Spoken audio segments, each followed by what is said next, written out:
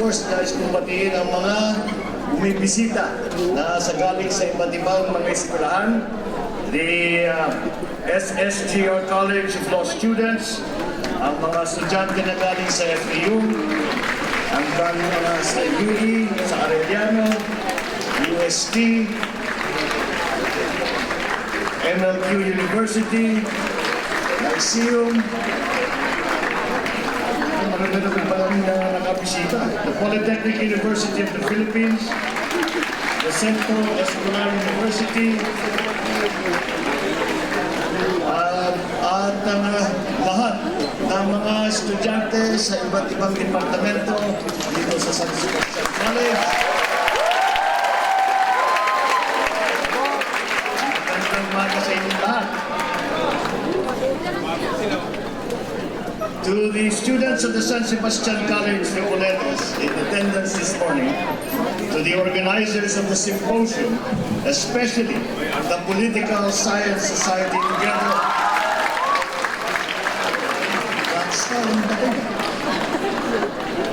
especially the Political Science Society together with the Supreme Student Government and the Alliance of Student Organizations, mga buting administrators, teaching staff, personnel, and employees of the college, magandang umaga sa inyong lahat. First of all, maraming salamat sa napakainit inyong salubong and for having invited me here, dito na nakabalik dito sa Bastet for a seminar on the Bangsamoro Basic Law. Let me commend the Political Science Society for organizing this seminar and for accommodating a little adjustment in the date, which was originally set for September 2. So I thank you all for really pushing to make this event a learning experience. Even if it meant letting it coincide with your midterm exams, you deserve not an F for effort, but an A for effort. Meron pa ako makita mga sign na sinasalubong yung anak ko si Sandro. Si Sandro, hindi kasi kasama niya yung kanyang mother at sila yung bumiyahe. Kaya hindi siya nakarating. Kaya ako yung proxy niya, pinapunta na lang natin dito para to stand in front of him. Sakit yung I'd like to express my gratitude and appreciation to all who are present here today. It also gives me satisfaction and honor to be able to touch base and to share with the students of higher educational institutions such as this that the results of what our work is in the Senate and as your elected senator, especially on this very contentious and sensitive subject, the matter of the Bangsamoro Basic Law, which portends great impact on our country and our people, and from which not only students of political science and other so-called politically inclined students, as your invitation has put it, but all students concerned about the state of our politics, our government, and our nation may find some valuable lessons. Buti na lang politically inclined students at hindi politically motivated students ang tawag sa inyo, ang nakasulat sa inyong imbitasyon. Sana lang at walang anumang karagdagang pagsusunod at kaakibat ang inyong pagpunta sa seminar na ito. At sana rin ay malaya at buong puso kayong tumalo sa seminar na ito at hindi na pilitan lamang. Hindi tulad ng mga babalitang ginawa ng isang universidad para sa kanilang panauling pandangal na isang sikat na politiko ilang linggo na nakalipas. On a serious note, as political science enthusiasts and politically interested groups, you will, I hope, be able to find valuable lessons and insights from this seminar on our constitutional system, on our form of government, as well as on the interplay between the different branches of government and the political forces involved in this proposed legislation. Maganda rin sana kung pati ang mga law students at bar reviewers ay nandito rin. At meron akong nakita mga pakilala kanina pagpasok dito. At dahil na ito ay usapin na kaugnay na aspeto ng political law ng dala ng BBL, partikular ang mga provisyon ng ating saligang batas at sa autonomous regions at local government. Baka kasi dahil sa kainitan ng issue nito ay biglang magtanong sa bar exams tungkol dito sa darating na Nobyembre. Tanong natin sa mga examiner. To get on with the topic, you may have learned in the news that last week I submitted to the Senate the modified version of the bill of the Bangsamoro Basic Law that was originally proposed by Malacanang. Pero unang-una, ano ba talaga ang BBL na ito?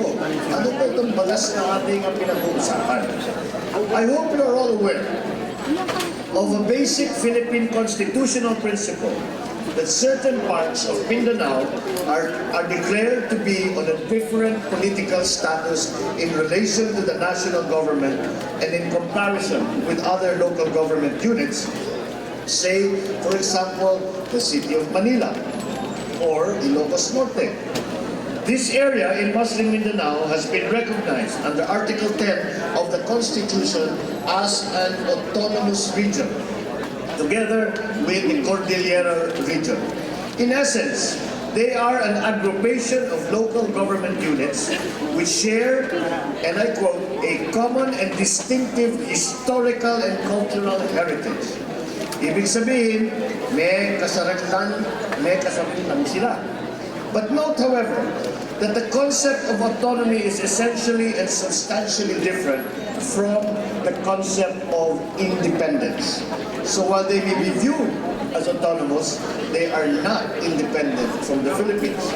And right now, this part of Mindanao is called by the legal description of the Autonomous Region of Muslim Mindanao, or more simply, ARM. The grant of their autonomy has been enfleshed in law, enacted by Congress. We had RA 6734 in 1989, and then we had RA 9054 in 2001. Para sa inyong kaalaman, ang Cordillera region hindi na natuloy. Despite two attempts to operationalize its autonomy in 1990 and again in 1998, parehong hindi sumang-ayon ang mga tao sa mga plebisito doon sa lugar na yun, noong panahon na yun. In other words, hindi nila nakamit ang matamis na oo ng taong bayan. Sa Muslim Mindanao naman, ikatlong pagkakataon na itong BBL na kung saan babalikan at aayusin ang kasarilan ng rehiyon na ito. To put it in proper perspective, this BBL, as we as an entire nation are now trying to renegotiate this grant of autonomy to the ARC. During previous legislation, it was the Moro National Liberation Front that stood as a negotiator for the ARC. Ngayon naman, ang Moro Islamic Liberation Front ang kausap ng ating pamahalaan. At sa halip na ARM, ang kanilang gustong itawag sa kanilang autonomous region ay ang ginagamit ngayon na salita ay Bangsamoro. In doing all this, we are governed and guided by the framework of our constitutional democracy. Hence, quite simply, we have to follow the rules and precepts ordained by our Constitution. If you remember, kung maalala ninyo kung ano yung natutunan ninyo sa Political Science 101, the form of government that is ordained and authorized in the 1987 Constitution is a unitary, presidential, republican form of government.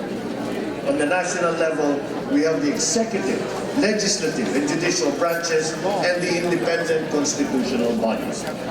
Then, on the local level, we have what are called territorial and political subdivisions of our country, or what we have come to call our local government units, a most popular example of which is your very own city of Manila.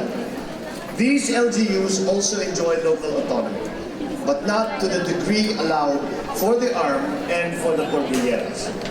Notwithstanding the grant of autonomy under the law, the President still has the power of general supervision over both the LGUs and the autonomous regions.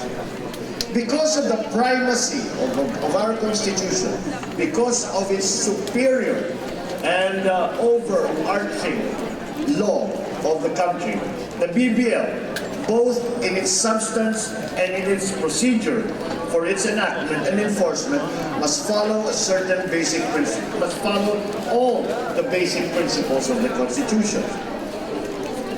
The agreement between the MILF and the Government of the Philippines, or GPH, do not bind the entire Philippine government. Meron tayong mga naririnig sa mga usapan, pambalik-balik sa MILF, sa gobyerno, sa Senado, sa mga iba't ibang mga na-involved dito sa pagsusulat at pagsusunod ng BBL, ay sinasabi ng MILF na nakausap na namin ng Pangulo at nakapag-agree na kami sa Pangulo. Kaya ibig sabihin ay dapat ang buong bansa, dahil pumirma na ang Pangulo, pumirma na ang OPA, pumirma na ang Executive Department, ay dapat ang mangyari ay sumunod na lahat ng buong gobyerno. Kaya nga, hindi nga dapat napalitan yung original na BBL, hindi dapat baguhin, kahit isang tuldok ay sinasabi niya, huwag babaguhin. Ang nais ko ipaalala sa lahat, ito, pag sinabi, ay merong kasunduan sa gitna ng isang bansa at ang Executive Department o yung Pangulo, ay yan ang tinatawag na treaty. At totoo yun, if it is a sovereign nation that is signing a treaty with another sovereign nation, or especially with the Philippines, then because foreign policy is within the powers of the executive, then that is right. Baka napirmahan na ng Pangulo, Pangulo ng Pilipinas, committed na ang buong Pilipinas. Ngunit, ang lagi ko nga pinapaalala sa MILF, hindi kayo nakakaibang bansa sa Pilipinas. You are not a sovereign nation. This is not a treaty. This is an autonomous law creating a local government unit of the Philippine government. At kaya kahit papano, kailangan dumaan sa lahat ng department ng pamahalaan. Kung maalala ninyo, meron ng kasunduan sa pagitan ng MILF at ng GPH, or Government of the Philippines. At sa katunayan, ito ang nagbunsod ng tinataguriang original draft na PBL. But we have to understand that the agreements do not bind the Congress. Neither do they bind the Supreme Court, much less the entire country. Even if you see the acronym GPH giving the impression of the entire Philippine government, it should be deemed to cover and bind the Executive Department, the President, or Malacanang alone. Anyway, it is our President that claimed in the first place that the ARM was a failed experiment. I happen to not agree. I think the ARM should be deemed as an ongoing experiment. All of those skills, ewan ko kung meron dito mga nasa sciences, when you talk about the scientific method, and the basic precept of the scientific method is that there is no such thing as a failed experiment. You learn something, even when it does not, when you conduct an experiment and it does not come out the way you expect, meron ka pa rin natututunan, and therefore it's not failed.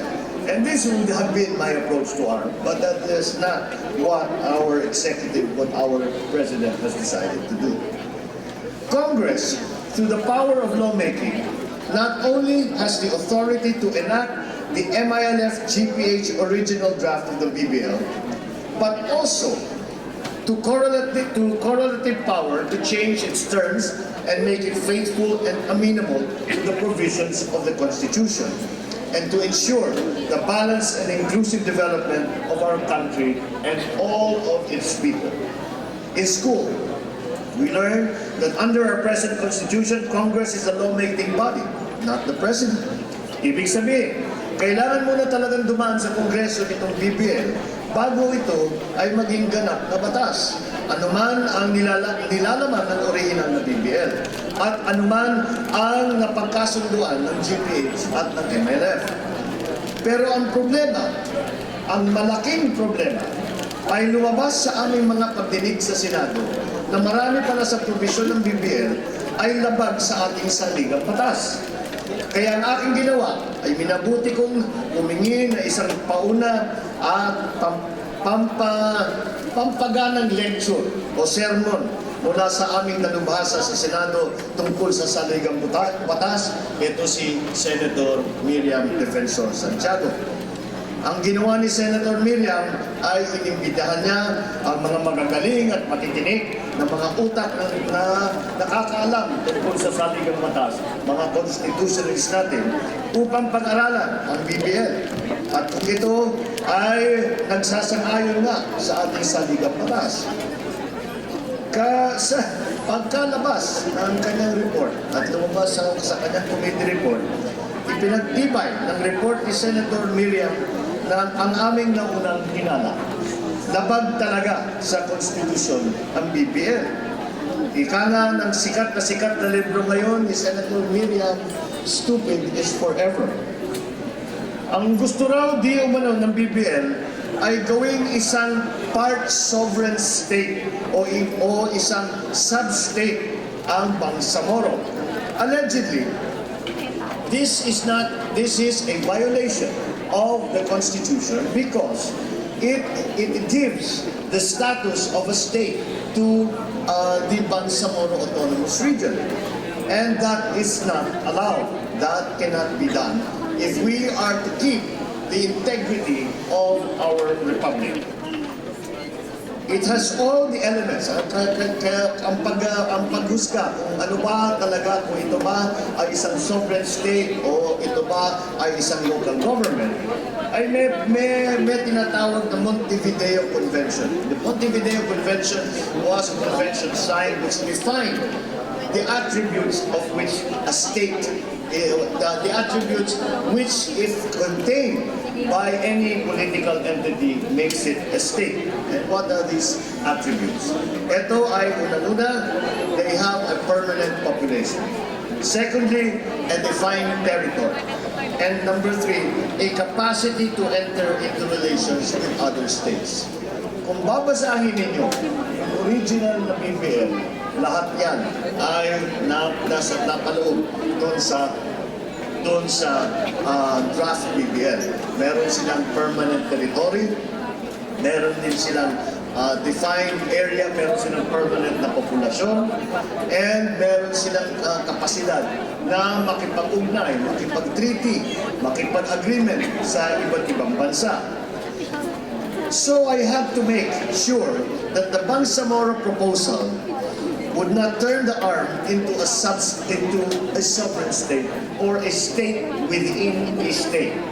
The national and territorial integrity of the Philippines must be preserved and must be protected. The Bangsamoro proposal should not contain provisions leading to any opportunity for secession or for breaking away or a separatist movement. The matter of defense, security, peace and order in the Bangsamoro should always remain with the national government.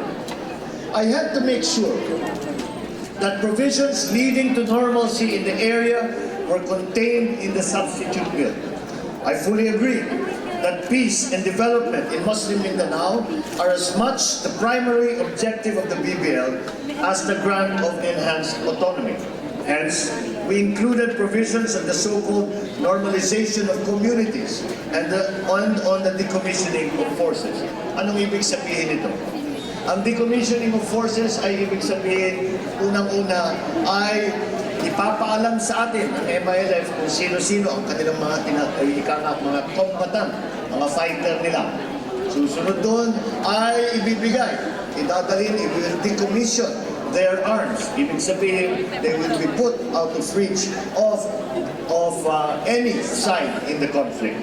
And the normalization, ang sinasabi naman ng normalization, ay kailangan ay ibalik natin yung mga lumalaban, yung mga naging fighter ng MILF, ay ibalik natin sa ating lipunan. Bigyan natin ang pagkakataon na ma-absorb ulit, ma-reintegrate sa ating ekonomiya, sa ating mga komunidad, sa ating mga pang-araw-araw na kabuhayan dito sa Republika ng Pilipinas. Ibig sabihin ito, kapalit at kasabay dapat na mas malawak na autonomiya o kasarilan ay meron dapat kaakibat na mas taus-pusong pagtitigil sa pakikipaglaban sa gobyerno, pagbababa ng mga armas at paglalansad ng mga armadong grupo. We have to disarm, literally and figuratively, a portion of our people who are so used or so steeped in a culture of arms bearing, fighting, and killing. The enactment of the BBL is also a time for our brothers and sisters to lay down their arms, to replace them with plows, tools of trade, books, computers, and other wholesome and more potent materials of creation, not of destruction, and other building blocks of social development and progress. In fact, these were some of the valuable lessons that we learned from the Mama Sapano massacre in January of this year. We were able to appreciate the importance of achieving a lasting peace in Mindanao. We were taught about the virtue of trust. Remember that the MILF was involved in this deadly skirmish, the very same organization that our government has been exclusively talking to and negotiating with the past several years about the quest for a just and lasting peace in Mindanao. It is just unfortunate that it had to take the lives of 44 of our brave policemen in the line of duty fighting for the cause of peace and against global terrorism for us to be reminded of these very important goals. At the very least, we were greatly comforted by the thought that our fallen 44 heroes had given their lives not only for the single valiant purpose of bringing a fugitive to justice, but for more important and transcendental reasons, that of revealing imperfections and weaknesses in the peace process in Muslim Mindanao. I made a sponsorship speech last Wednesday to bring to the Senate and sponsor my substitute bill, yung aking kapalit doon sa draft BBL. Kaya ang tinatawag na namin ngayon ay hindi na BBL. Dahil hindi BBL, ay masasabi ko walang pag-asang pumasa sa House of Representatives, yung draft BBL walang pag-asang pumasa sa Senado. Kaya kailangan bigyan natin ng para lahat ng mga problema na aming nakita ay bibigyan natin ng solusyon, bibigyan natin ng pagpaliwanag at kaya't ang tawag ngayon namin sa batas na nasa harap ng House of Representatives at nasa harap ng Senado ay the short title, may mahabang title, an act that is what it is, creating the Bangsamoro Autonomous Region. But the short title is now hindi na BBL, kung hindi the basic law on the Bangsamoro Autonomous Region. In my sponsorship speech, I deemed it prudent and made it a point to pay tribute to the memory of our fallen 44. May they forever be remembered by our grateful nation. The Supreme Court's authority to declare a law unconstitutional must also be recognized. Kailangan namin pag-aralan mabuti ng BBL dahil hindi pwedeng bara-bara. Hindi pwedeng bahala na si Batman ng mentality. Hindi pwedeng rock and roll to the world lamang ang approach. Kasi okay sa inyo yung mga estudyante, sa amin, delikado kami pagka ganun ang gagawin namin. Kasi naririyan lang ang Korte Suprema sa may Padre Paura, malapit lang. Na Supreme Court ang nakabantay at nakaabang sa ilalabas na batas ng Kongreso at nag-aantay sa anumang magiging reklamo ng ating mamamayan na ang BBL o ang ating bagong batas ay labag sa konstitusyon. Or else, all the painstaking work of congressmen and the senators could just end up being another target of a petition by a concerned and well-meaning Filipino group and taxpayer, citizen, for certiorari and prohibition with the Supreme Court on the ground of unconstitutionality. Nangyari na ito, kung titignan ninyo sa recent political history, noong panahon ni GMA, sinubukan na isulong ang kaisanan ng batas na tinatawag na MOA-an. And that was the Memorandum of Agreement on Ancestral Domain. Yan ang unang halimbawa ng batas para magtayo ng Bangsamoro Autonomous Region. Pagkatapos na napasa itong batas na ito, inireklamo sa Supreme Court, ang Supreme Court ay sinabi unconstitutional na basura. Kaya ayaw natin yan ang mangyayari dito sa ating ginagawang batas. If the BBL were to spring forth from Congress and is eventually struck down by the Supreme Court as unconstitutional, then what happens? Is it the end of the road for the proponents? If the proponents are really bent on passing the BBL in the exact shape and form as drafted by the Palace and the MILF, then there will be no other legal recourse but to initiate a coordinate move of amending or revising the Constitution. This is in order to accommodate and make possible all the drastic changes in our existing government structures and institutions called for under the original draft of the BBL. Thus, under Article 17 of the Constitution, said proposed constitutional changes shall be done by Congress either through direct action upon a vote of 3/4 of its members or through a constitutional convention. Yan ang mga pamamaraan para tayo ay parang natin baguhin, amendahan ang ating saligang batas. This particular view is shared by eminent legal minds, most notably by former Chief Justice Artemio Panganiban. Pero ang proposal ni Chief Justice Artemio Panganiban, dahil nga sinasabi niya nagkagulo-gulo lang dahil sa Article 10 tungkol nga sa Constitution, tungkol nga dito sa autonomous regions, ay siguro dapat na lang amyendahan ng Constitution, pero ang amendment na gusto niyang isulong ay tanggalin na lahat ng pag-uusap tungkol nga sa mga autonomous regions. As of the moment, we are in the stages of interpolation and amendments of the substitute BBL bill in Congress for further refinement and improvement before it is finally brought to the floor for voting and for passage into law. Presidential approval is to be expected in all probability since it is the President behind the proposal to begin with. But even after the President signs it and makes the law into a Republic Act, the law shall ultimately be laid down before the affected people of Muslim Mindanao for their ratification at the plebiscite, wherein they will have to answer the important question. And the question that will be put before them in the plebiscite is, very simply, do you approve of the basic law for the Bangsamoro Autonomous Region? These are the peaceful, unifying, and constitutional ways of doing it. In the name of peace, let these be done. No shortcuts, no railroading, no hurry. Huwag kaming minamadali, huwag kaming railroad, huwag kaming pinopolitika. No threats of violence, no threats of war. I have worked hard, and I believe I have taken some risks for this proposed legislation to reach this stage. Just two weeks ago, nakahanap kami ng pinaputukan yung opisina ko sa Rojas Boulevard. And we found a bullet hole to the glass of my office with a bullet slug on the floor.